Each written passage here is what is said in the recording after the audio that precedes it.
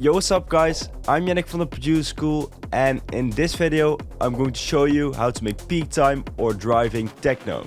I would say that it's a kind of subgenre of techno, and artists like UMEK, Space 92, Eli Brown and many more artists produce this style, which sounds something like this.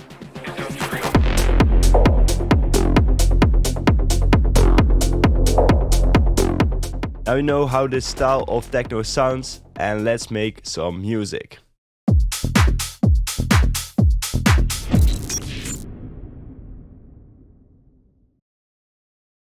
In this video I will cover the kick and the bass, drums, FX, arrangement, mixing and more. And if you have any questions about it, then feel free to drop a comment and I will try to help you on there. All the samples, presets and even the project file in this video come from our latest pack called Inferno, which is an amazing techno producer pack containing all the things you need for your next techno track. If you want to check it out and support the channel, then click the link over here or use the link in the description, and we really appreciate support on these packs. Like I just said, the project file is from our Inferno pack, and I will show you everything step by step, how we created it and how to do it yourself. A lot of techno tracks have these rumble basses, which are made with reverb or delay and then distorted and filtered. But for this track I just used a sub bass to cover all low frequencies. The bass on its own sounds like this. And the kick like this.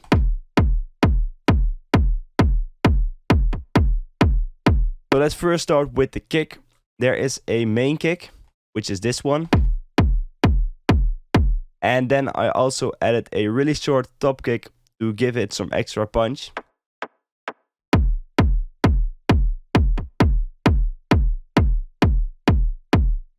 For these kind of techno tracks, you want a really punchy kick, which is not too long and not too short. When I say too long, I mean when it's filling up like one whole beat, but right now it's like half of the beat. You can see over here. There is some processing on the kick. Let me just turn off all the effects. So this is without any effects. First, there is a Camel Crusher, which adds some distortion, some nice warm frequencies in there, with the preset British Clean on 40% mix or something. Which is already doing a lot for the sound. You can even make it more distorted. But for this track I chose to not have it too much distorted, just a subtle distortion. Then there's this EQ, which removes some of the high frequencies because I thought they were a little bit too harsh and sharp.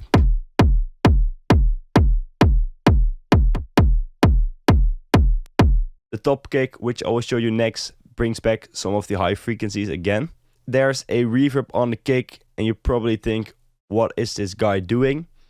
Let me just explain. You can barely hear the difference when I turn it on and off. So this is off. And then on. You have to listen it on headphones or something to really hear the difference. But what this reverb is doing is just adding a little bit of a tail to the kick and make it a little bit bigger. Reverb has a really short decay and a low wet level. And when you're putting reverb on your kick, which you would normally not do, make sure it's mono. I did this with the stereo separation knob, which I turned all the way to the right, which is mono. And then I also added this low cut at like 400 Hertz. So it doesn't have this really low frequency information in there. Just adds a little bit of that nice top end of the reverb.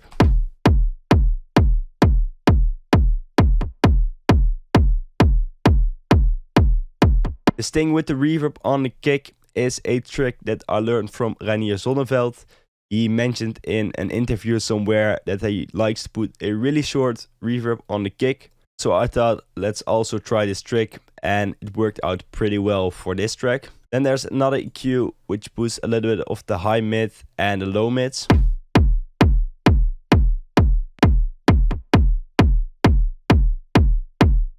Then there's this top kick. There's an EQ on there, which removes a lot of the low end because the normal kick already has the low end. And also some reverb again to make it a little bit bigger.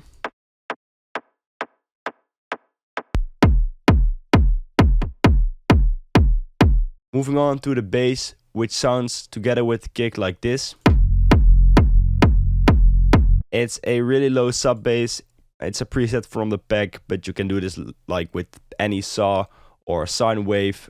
Just distort it a little bit and filter it like a lot. So there's an EQ on here to remove a lot of the high frequencies. So we just have this nice low end. Then there's a kickstart with the mix on 100%, so we're sure that it's sidechained correctly to the kick. Like really pumping.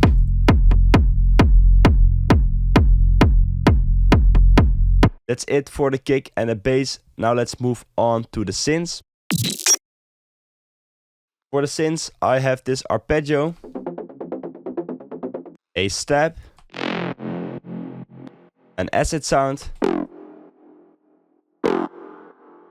and a reversed bass shot. Let's start with the arpeggio first. Let me open up the pattern right here. I'm using a preset from the pack called Arrival, which is a lead sound, but right now it's filtered a lot. You can hear it. And when I open it,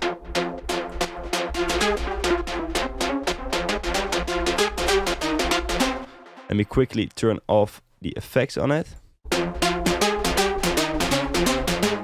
So it's a pretty fat supersaw that's playing this fast melody. And in the drop, the filter is down, and later on it opens up like that to give it some variation.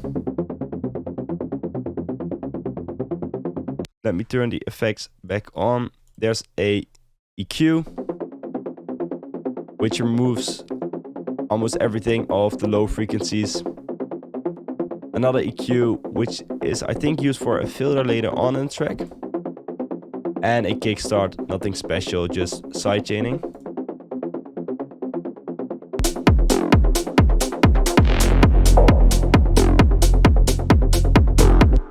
Now you can hear this fat step sound,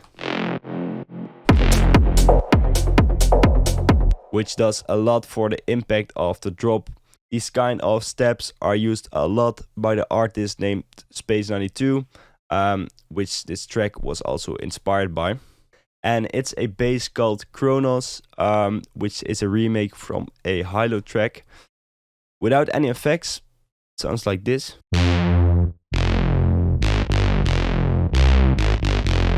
Really, really fat sound. But it had too much low frequencies in there that are already covered by the sub bass. So that's why I put an EQ on it to remove a lot of them, and some high frequencies as well to make it a little bit more in the background of the track. Then we added this sidechained reverb. As you can see, the wet level of the reverb ducks in whenever the note hits.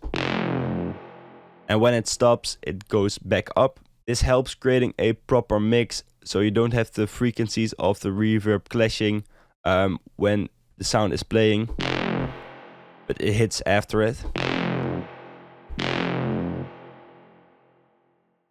Another EQ, which is doing some more low cutting. On to the next sound, which is this Acid 303 sound. Let me open up the pattern right here. So basically, it's a serum preset, which sounds like this. Very easy to make with the acid wavetable, and then you have to link the envelope to the wavetable position to get this really typical 303 sound. Distorted, really nice. Like a lot of other elements, it's playing the root note of the track, which is F. The track is in F minor, and it's playing at the offbeat every time. So not at the beat, just a little off. You Get some nice groove. As you can hear, the second and the fourth sound a little different than the first and the third. And that's because I layered another sound with it to make it a little bit more interesting. It's also playing the F note and the sound on its own. A really distorted sound with Camel Crusher. Then it's filtered, it has some reverb on there and a phaser, which makes the sound a little bit more unique. Makes it like sweeping the frequencies. And a kickstart for sidechaining. And together with the original acid sound, just adds a little bit on top of it. For the processing of the acid sound, there's an EQ to cut out a lot of the low frequencies, because otherwise, again, it would be clashing with the kick and the bass, and this element doesn't need any low frequencies, so let's just remove it. There's a Camel Crusher to add a little bit of compression and just a subtle distortion. A P controller to control the reverb. Get some sidechain reverb. So that's basically it for the acid sound.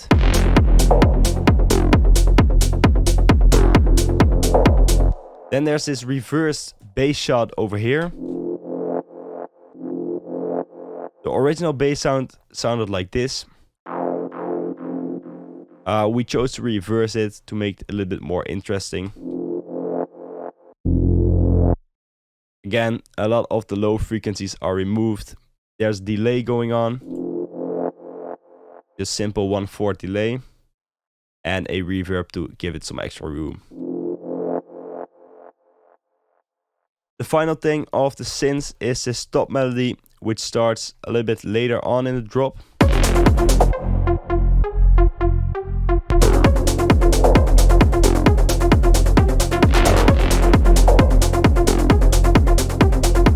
It's a lead preset.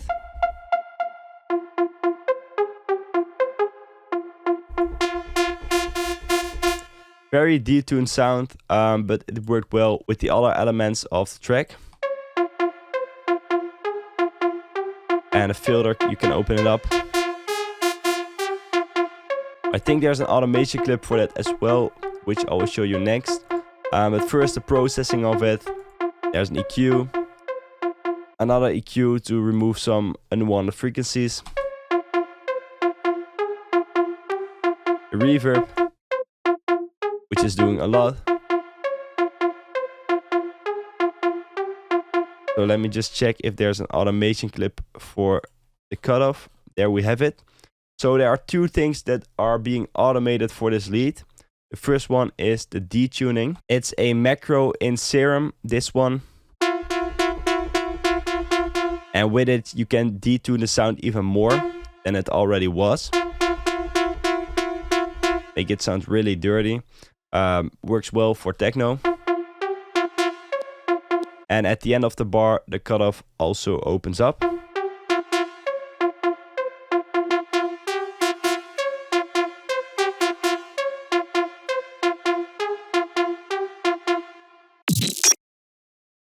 Now I want to show you the drums and the percussion sounds of the track. I already showed you the kick, so we can skip that part, but I will show you the other things right now. First off, there's this open hi-hat.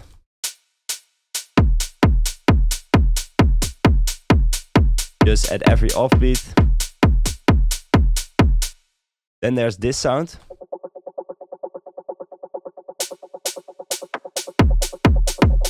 Which is a percussion loop from the pack. I shortened it because it sounds a little bit different when you play it the whole sample. So that's the whole sample, and I only use the first part of it.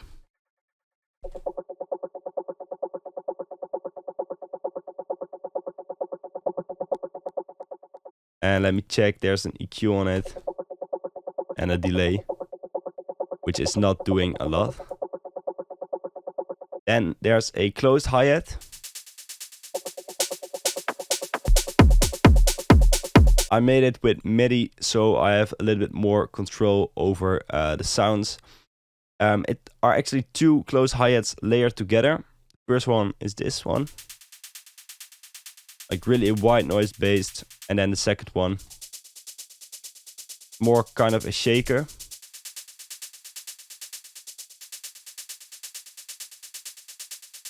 As you can see on the bottom, the MIDI velocity is changing, and I did this to make it a little bit less robotic and make it feel a little bit more humanized. This just added a little bit more groove. At some part in the drop, there's a ride incoming.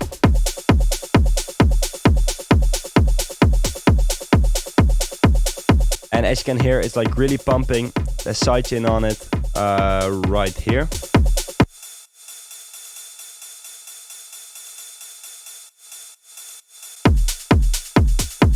Moving on to the percussion sounds, there's this clap fill. There are basically two claps. 909 sounding claps with some reverb on there. Really simple, but it helps with transition parts between the drop. One of my favorite sounds from this track are these percussion shots. And they play at the offbeat. They help to give the track so much more groove and make it more interesting, because when I remove it, you feel like that there's missing something, and when I put it back on, it just perfectly hits on there. Let me show you the processing of it. There's a reverb on it with a pretty long decay time and an EQ, which filters down a lot of the sound. And the other percussion shot is linked to the same mixer channel. So yeah, that's the same. Then there's this tom, just to help with the groove.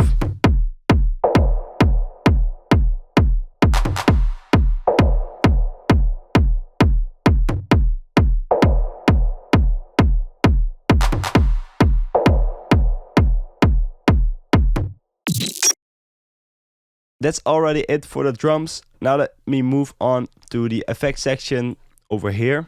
There's not much going on, but it's still useful to know what I did here. First of all, I added this industrial ambience. You can barely hear it, but when I put it up like really loud, you can hear it. Together with the kick. It's just adding a little bit of that gritty noise that you hear in a lot of techno tracks. You can also choose to add some vinyl crackles or nature sounds that work really well, just to fill up a little bit of that space in the track. Another ambience, which is this one. Again, in the background of the track. There's some effects on there like EQ. Stereo enhancer to make it really wide, and some side chaining. And when using those tonal ambient sounds, make sure it's in the key of your track. So for this track I had to pitch it down 7 semitones, which matches the F minor key of the track.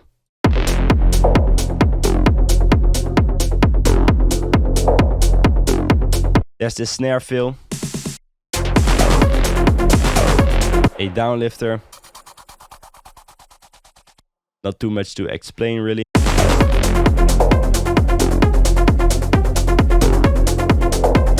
Snare fill again.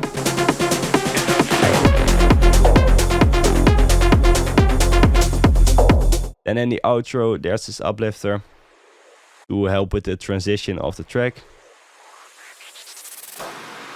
And an impact sound.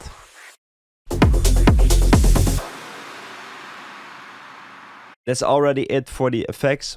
Let's move on to the arrangement. The track starts off with the kick playing, the arpeggio and the bass. But as you can hear, the kick doesn't have this full body. because the low frequencies are removed with a filter over here, as you can see. And right now the low frequencies are added back again, also for the bass. And the ARP is just playing in the background of the track. Over here the kick is filtered again, so the listener knows that something is coming, which are some more elements like the step sound, the hi-hats, and the percussion. So we have this transition going on here with the uplifter.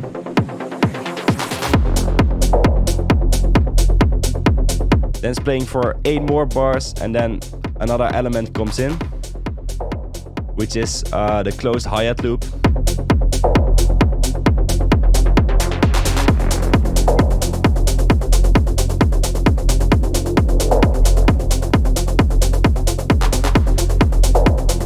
Then after 16 bars of this kind of loop playing,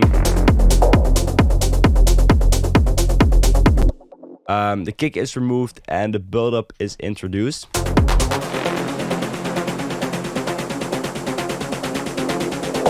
So over here, the ARP, the cutoff of it opens up. And it really builds up towards the drop. The bass is filtered as well. More and more.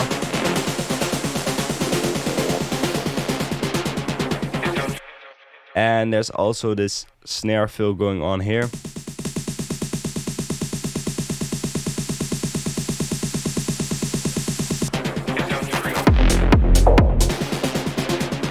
And then at the end of the build-up, everything is filtered down again. With a vocal on top of it, which goes like this. Industrial. There are some effects on there. Industrial. Really robotic kind of sounding vocal. And if you want to know how to make vocals like these, then check out one of our latest videos, which Nick shows you perfectly how to create vocals like these and make them yourself. Industrial. So there's some delay on it, reverb and an EQ to filter down. Industrial. And then the drop hits.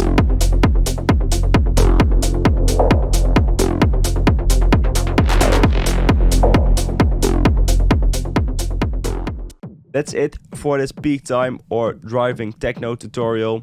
If you want to check out the full track and the samples and project files of this video, then check out the link in the description where you can listen back to the full project once again. If you have any questions about this video, like I said, just drop a comment and I will try to help you on there. And for now, I want to thank you guys so much for watching, and I hope to see you in the next video.